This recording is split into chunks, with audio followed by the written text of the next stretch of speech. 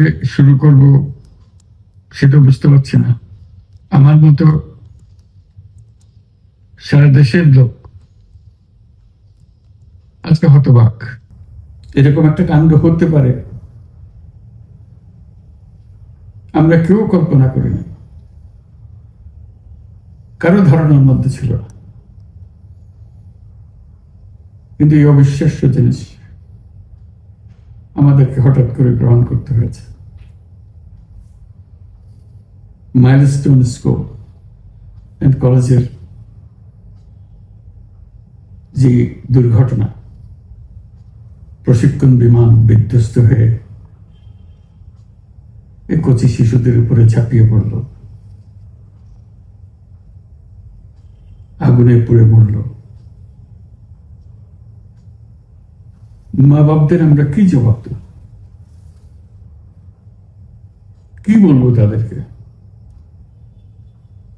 আমরা নিজেদেরকে তো জবাব দিতে পারছি না।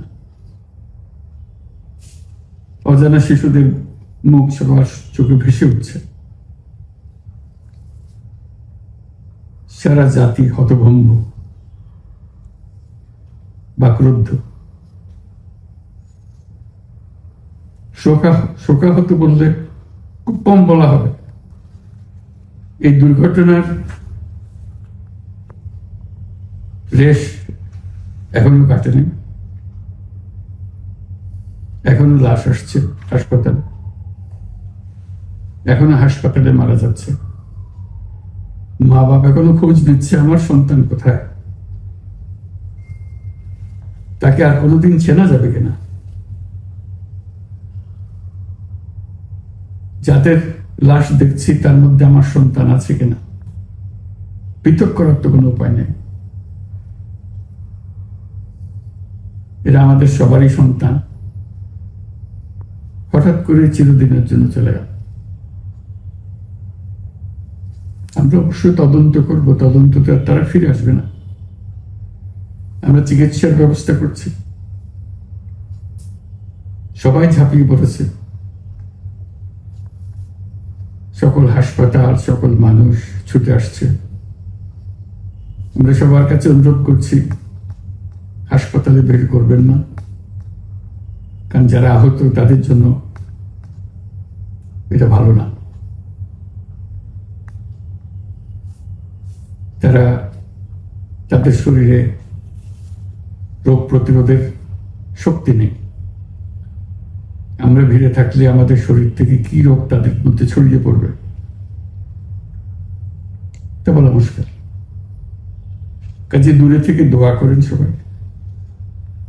আমরা বাবা মা আত্মীয় স্বজন সবার কাছে আমাদের সহানুভূতি জানাচ্ছি। বাংলাদেশের যত সন্তান আছে সবাই আপনাদের সন্তান। আমরা নিজেদের মনকে সান্ত্বনা দেওয়ার চেষ্টা করুন। আমরা সবাই নিজেদের মনে সান্ত্বনা দিচ্ছি, কিন্তু আপনাদের সান্ত্বনা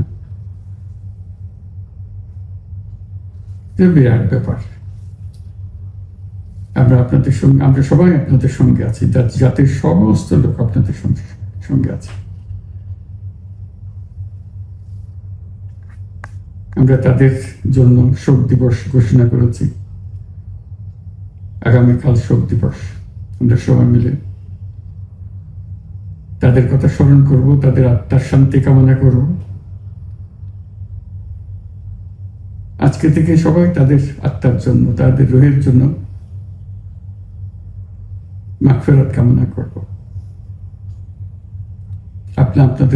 আল্লাহ আপনাদেরকে শান্তি দিন।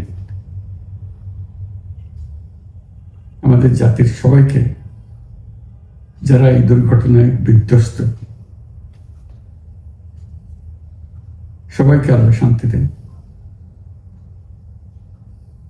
তাদের জন্য দেশবাসী সবাই আমরা দোয়া করছি।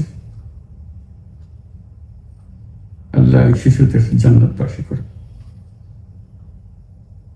খুদা হাফেজ।